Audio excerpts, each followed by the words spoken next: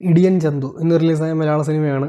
ഇതിൻ്റെ അനൗൺസ്മെൻറ്റ് മുതൽ തന്നെ എനിക്ക് ഈ സിനിമയിൽ അത്യാവശ്യം പ്രതീക്ഷ ഉണ്ടായിരുന്നു. കാരണം എനിക്കൊരു ഫേവറേറ്റ് ആയിട്ടുള്ള വൺ ഓഫ് ദ ജോണറാണ് ആക്ഷൻ കോമഡി. ആ ഒരു ജോണറിൽ വരുന്ന സിനിമയാണ്. പിന്നെ പീറ്റർ ഹൈൻ ഫൈറ്റ് മാസ്റ്റർ, അപ്പം ഭയങ്കര ഒരു പ്രതീക്ഷ തോന്നി. വിഷ്ണു ഉണ്ണികൃഷ്ണൻ എനിക്ക് ഭയങ്കര ഇഷ്ടമാണ്. കോമഡിയൊക്കെ നന്നായിട്ട് ചെയ്യുന്ന എല്ലാ റോളും പുള്ളി അടിപൊളിയായിട്ട് ചെയ്യുന്നതാണ്.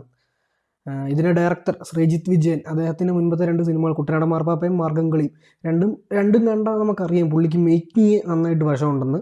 സിനിമ 2 മണിക്കൂർ 2 മിനിറ്റാണ്. പ്രോപ്പർ ഒരു ആക്ഷൻ കോമഡി ജോണറാണ്.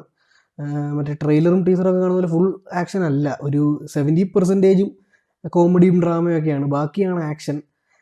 ഇത് ഞാൻ സെക്കൻഡ് ഷോയാണ് കണ്ടത്. രാവിലെ തൊട്ട് ഒരുപാട് നെഗറ്റീവ് റിവ്യൂസ് കാണുന്നുണ്ടായിരുന്നു.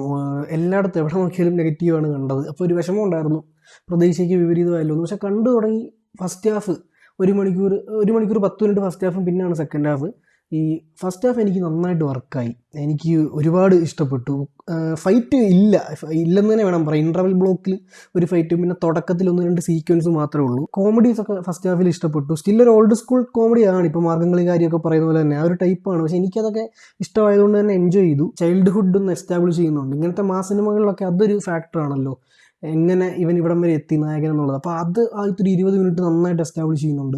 അങ്ങനെ ഫസ്റ്റ് ഹാഫ് കണ്ടപ്പോൾ ഞാൻ ഓർത്ത് എങ്ങനെ ഇത്ര നെഗറ്റീവ് ഒന്ന് കൊള്ളാമല്ലോ എന്ന്. അങ്ങനെ ഇൻ്റർവെൽ ഒരു ഫൈറ്റോടുകൂടി, പീറ്റർ ഹൈൻ്റെ ടച്ചൊന്നും ഇല്ലാത്തൊരു നോർമൽ ഫൈറ്റിലോടുകൂടി ഇൻ്റർവെല്ലാവുന്നു. പിന്നെ സെക്കൻഡ് ഹാഫ് തുടങ്ങുന്നു. സെക്കൻഡ് ഹാഫ് തുടങ്ങി കഴിഞ്ഞ് പിന്നെ റിവ്യൂലൊക്കെ കണ്ടത് സത്യമാണെന്ന് എനിക്ക് മനസ്സിലായി. കാരണം സെക്കൻഡ് ഹാഫിലും ആദ്യത്തെ ഒരു 1-2 സീൻ ഒരു 10 മിനിറ്റൊക്കെ കുഴപ്പമില്ലാതെ പോയി.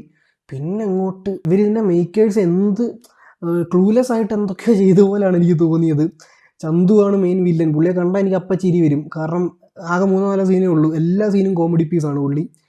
പിന്നെ ഇത് ലവ് ട്രാക്കും ബെസ്റ്റി ട്രാക്കൊക്കെ വരുന്നുണ്ട്.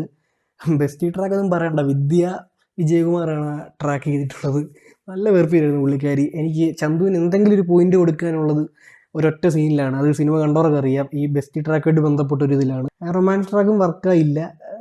വിഷ്ണു ഉണ്ണികൃഷ്ണൻ കൊള്ളായിരുന്നു, എപ്പോഴത്തെ പോലെ നന്നായിട്ട് ചെയ്തിട്ടുണ്ട്. ഫൈറ്റ് സീൻസൊക്കെ ഭയങ്കര ബോറായിരുന്നു, ഒരു വകയ്ക്കും കൊള്ളാത്തൊരു തരത്തിലാണ് തോന്നിയത്. അതായത് പീറ്റർ ഹൈനും കൂടെ വന്ന് ചെയ്തിട്ട്, പിന്നെ അതിലുപരി പീറ്റർ ഹൈൻ എന്നല്ല ആരായപ്പോലും ഇതൊരു ആക്ഷൻ അങ്ങനെ പറഞ്ഞ് പ്രസൻറ്റ് ചെയ്തൊരു സിനിമയിൽ അത് ആണ് ഏറ്റവും ഡൗണ്. പ്രത്യേകിച്ച് ക്ലൈമാക്സ് ഫൈറ്റ് ഒരു വൻ സംഭവമാണ് പ്ലാൻ ചെയ്തത്, രോമാഞ്ചം താനൊക്കെ ഉദ്ദേശിക്കുന്നു. പക്ഷെ ഒന്നും തോന്നുന്നില്ല. 3 മെയിൻ ഫൈറ്റും പിന്നെ 1-2 ചെറിയ ഫൈറ്റ് സീക്വൻസുകളാണ് സിനിമയിലുള്ളത്.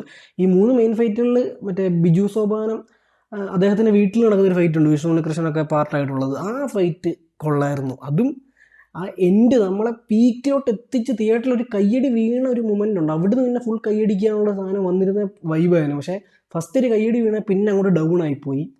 ആ ഫൈറ്റും എൻഡ് ചെയ്തൊരു രീതിയും. അപ്പോൾ ഞാൻ പറയാം, മൊത്തത്തിൽ ഫൈറ്റ് കൊറിയോഗ്രാഫി കംപ്ലീറ്റ് പാളി. പിന്നെ എടുത്തു പറയേണ്ടത് തിരികെ എന്ന് പറയുന്ന സിനിമയിലൊക്കെ ഹീറോ ആയിട്ട് അഭിനയിച്ച മച്ചാൻ ഇതിൽ അഭിനയിച്ചിട്ടുണ്ടായിരുന്നു. നമ്മുടെ നായികയുടെ ബ്രദറായിട്ട്, എനിക്ക് പേരറിയത്തില്ല, ക്ഷമിക്കണം. അടിപൊളി അസാധ്യ പെർഫോമൻസ് ആയിരുന്നു. എങ്ങനെ ഇത്രയും അടിപൊളിയായിട്ട് ചെയ്യാൻ പറ്റുന്നു എന്നുള്ളത് ഭയങ്കര സൂപ്പറായിട്ട് എനിക്ക് ഇഷ്ടപ്പെട്ടു. അപ്പം ആകത്തോടെ ഫസ്റ്റ് ഹാഫ് അടിപൊളി, സെക്കൻഡ് ഹാഫ് അതിൻ്റെയും കൂടെ ചേർത്ത് ഡൗൺ ആയിട്ടുണ്ട്. ഫൈറ്റൊക്കെ മോശം, കോമഡികൾ അത്യാവശ്യം വർക്കായിട്ടുണ്ട്. അങ്ങനെ ഒരു ആവറേജ്, ഒരു കൂട്ടിയും കഴിച്ച് നോക്കിക്കഴിഞ്ഞാൽ കറക്റ്റ് ഇത്രയും പോസിറ്റീവ്സും അത്രയും തന്നെ നെഗറ്റീവ്സും ഉള്ളൊരു ആവറേജ് വൺ ടൈം വാച്ച് സിനിമയാണ്.